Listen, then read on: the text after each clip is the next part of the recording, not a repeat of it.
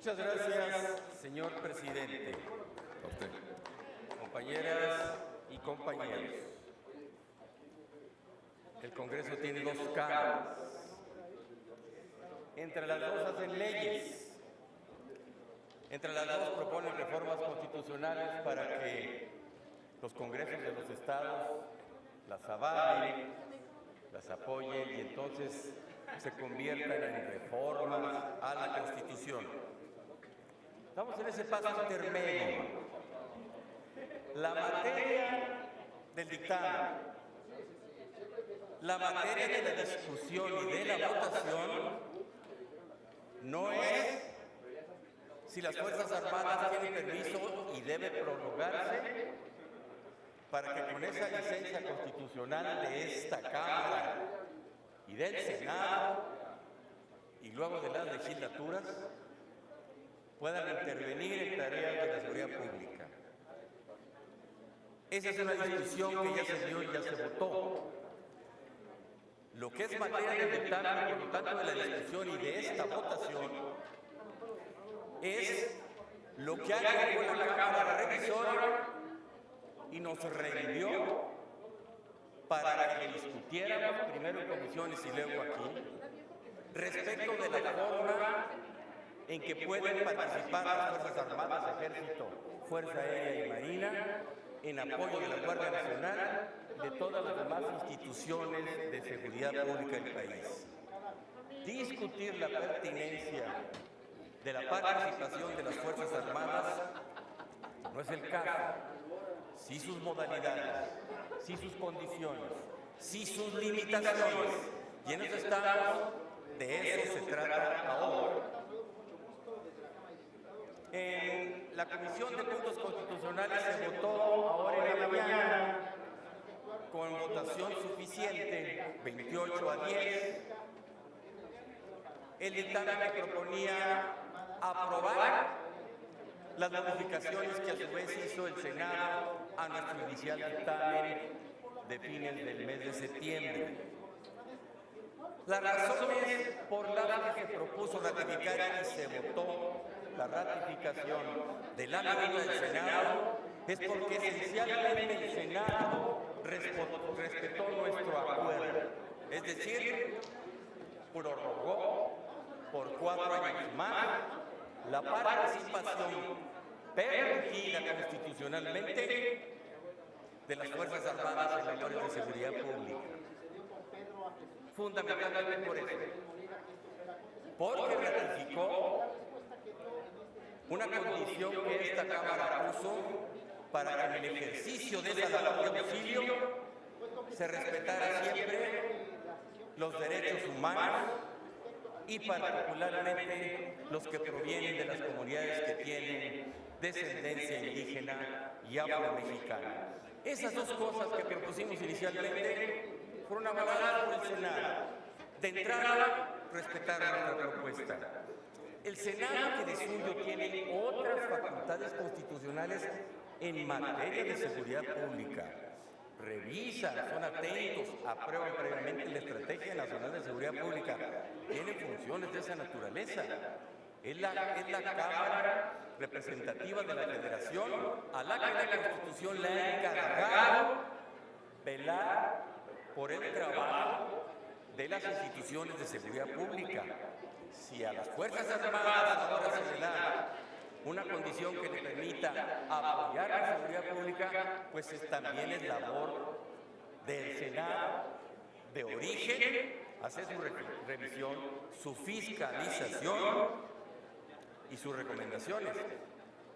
Esa facultad la reivindicó el Senado en buena hora, es correcto de su parte.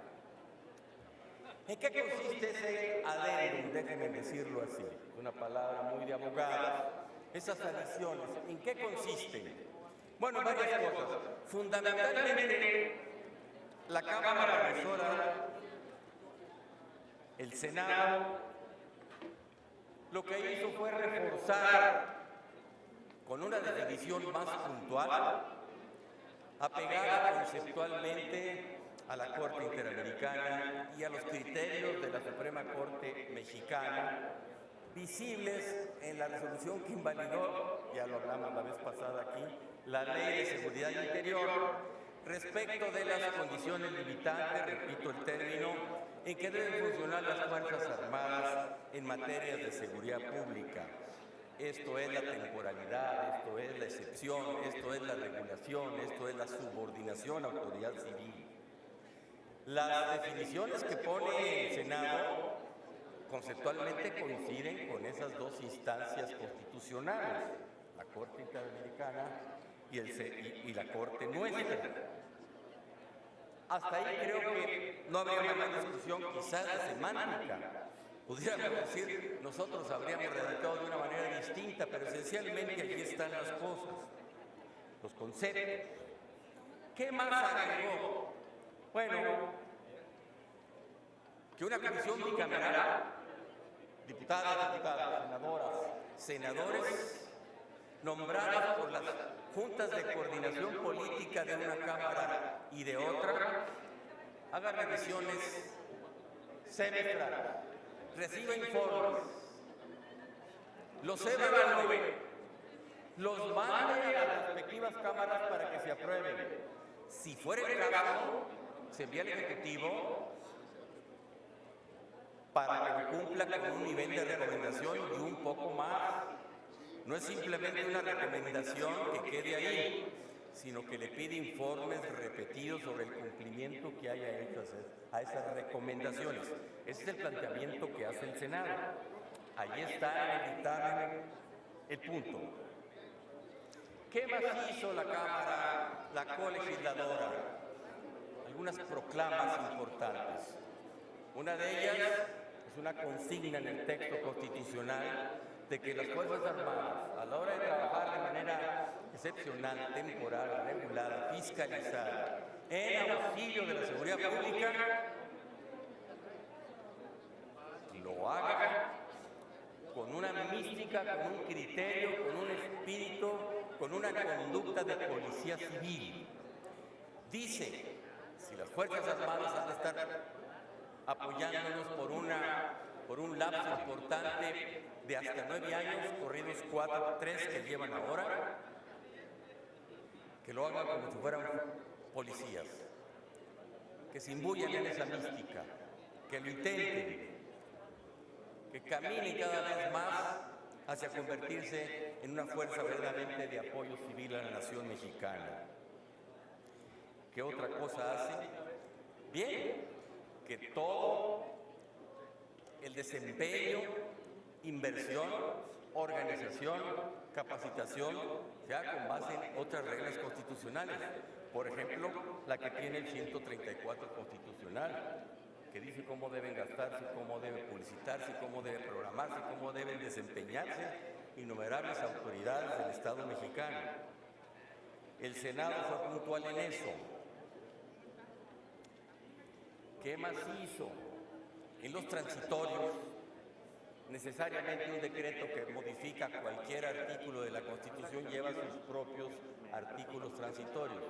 Es el caso que a una gran reforma de la Constitución del año 19 se le puso un artículo muy importante que es el quinto transitorio de aquella reforma del año 2019. Bueno, a la hora que se modifica ese artículo transitorio, necesariamente debe llevar otros artículos transitorios. Ahí coloca algo que, si bien pudieran ustedes decir que quedara el texto constitucional sustantivo, bueno, tiene igual valor una disposición transitoria. Es obligatorio como norma de ese nivel, por encima de la ley secundaria, desde luego. ¿Qué pone ahí? Bueno, que haya un fondo permanente de apoyo a las instituciones de seguridad pública de los estados y que estos a su vez complementen ese apoyo de manera permanente para las instituciones de seguridad pública de los municipios. Aquí hay algo muy importante, quiero hacer hincapié en esto. Miren, en el año 95 y 96, que se creó el Sistema Nacional de Seguridad Pública, se estableció un fondo conjunto entre los 3 órdenes de gobierno, de lo que la Federación es quien ponía más, para tratar de conseguir bajo 2 bases. Bueno, incluso si quieres, cuando terminemos, pues la funcionalidad del Sistema Nacional de la Seguridad Pública. ¿Cuál es Sabemos que había la sucedido coordinación para lograr el federalismo que impone competencias y a veces obstruye la eficacia, la buena organización? Hay que superarla con coordinación. Y dos, hago hincapié en esto. Entonces se postuló la profesionalización de las fuerzas de seguridad pública del país, bajo la base de la capacitación, de la uniformidad en la organización, en las estructuras de jerarquía, en las denominaciones, en las nomenclaturas, en los escalafones de mando, desde luego en la retribución, en los regímenes de responsabilidad. Desde entonces se hablaba de la profesionalización de las policías civiles. Este gobierno es una propuesta distinta. Hoy día, si bien los municipios requieren de su propia policía para hacer cumplir sus reglamentos gubernativos, administrativos, sus bandos, desde luego, y los estados también tener su fuerza coactiva, en este momento, que pueden dar lugar, así estuvieran organizadas, capacitadas, profesionalizadas, perfeccionadas, el nivel de esas estructuras de policía civil, en este momento, creo que no podría, y lo creemos muchísimos en este país, enfrentar a una fuerza enemiga de criminalidad organizada que tiene una capacidad terrible de fuego, de desplazamiento, de agresión, de corrupción. Eso solamente puede confrontarlo hoy las Fuerzas Armadas en apoyo de la Guardia Nacional, y de eso se trata fundamentalmente. ¿Qué con ese fondo? Bueno, que la estrategia de este gobierno de encargar a una gran Policía Nacional esa tarea, hoy hace una pausa para regresar otra vez al gran esfuerzo por la profesionalización de las policías locales. Miren, en el año de 98 se destinaron 10,000 millones de pesos de aquel valor precisamente para apoyar a las fuerzas policíacas civiles. ¿Qué pasó en los años siguientes y hasta la fecha? Quién sabe qué pasó, pero no lograron su cometido. Lo intentamos de nuevo, intentémoslo de nuevo. Pero a la par de la Guardia Nacional como gran policía civil de todo el país, y a la par de esta labor complementaria de las Fuerzas Armadas, mientras se da la gran consolidación de esa institución de seguridad interior, de seguridad pública para el país. ¿Qué debemos decirle a la colegisladora y al país? Pues bien, una cosa muy importante. Estas modificaciones que hizo nuestro dictamen a nuestra minuta inicial el Senado de la República, les decía hace un momento, pudiéramos haberlas redactado nosotros de otra manera, y a cualquiera, siendo abogado, que le pregunten que redacte un tema, lo hará de su forma y no de otra. Pero dice sustancialmente lo que les acabo de platicar. Y detrás de esa adición al artículo 5º transitorio, lo que hay es un gran esfuerzo político